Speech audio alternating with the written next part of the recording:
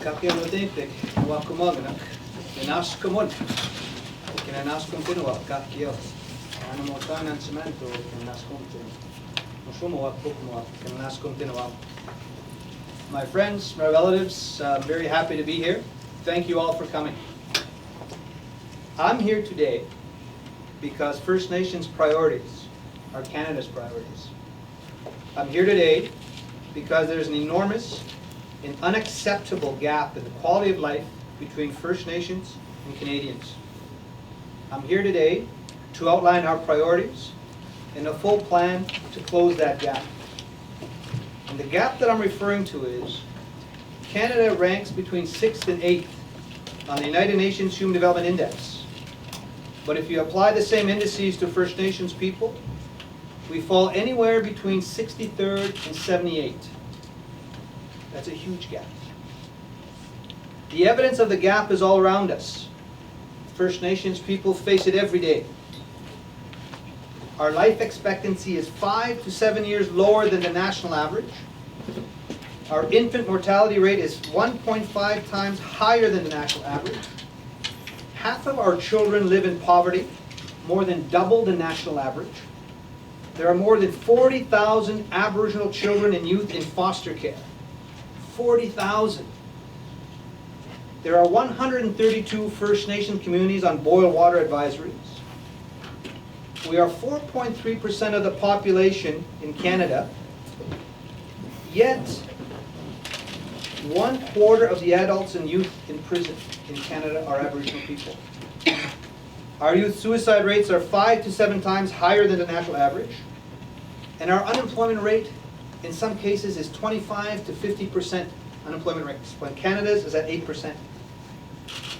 Even the federal government's own Community Wellbeing Index shows that this gap has not closed since 1981. Our priority and Canada's priority has to be closing that gap. I'm presenting the AFN's 2015 federal election priorities for First Nations in Canada. Our plan identifies a vision for change and action across 6 themes. Strengthening First Nations, families and communities. And that means key investments in education and training, child care services on reserve. And of course, investments in ending violence, a national action strategy for ending violence against women in our communities. And of course, the call for a national inquiry to missing murdered Indigenous women and girls. Sharing and equitable funding. That means removal of the 2% cap that's been out to our communities for 20 years, which was only supposed to be a temporary measure that has not kept up with inflation, that has not kept up with the rising population in our territories. So there's a call for a new fiscal framework. Upholding rights. And we look at it from a treaty-by-treaty basis with the Crown. Engaging fully with the Crown on a treaty-by-treaty, nation-to-nation basis. Respecting the environment. Revitalizing Indigenous languages. We have 58 different Indigenous nations across Canada, our languages. Our call and our view is to see them as Canada's national treasures because they're not spoken anywhere else in the world, but here in Canada. And of course, truth and reconciliation. And developing jointly an action plan to implement the 94 calls to action from the Truth and Reconciliation Commission. Our plan identifies commitments that can be achieved in the first 100 days.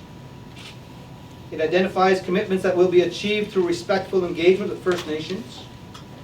Our plan is about changing the relationship between First Nations and the Government of Canada to one of full collaboration. Our plan is about investing in a better life for First Nations families and children. Our plan is about building a stronger country for all of us. Because when that gap closes, Canada wins.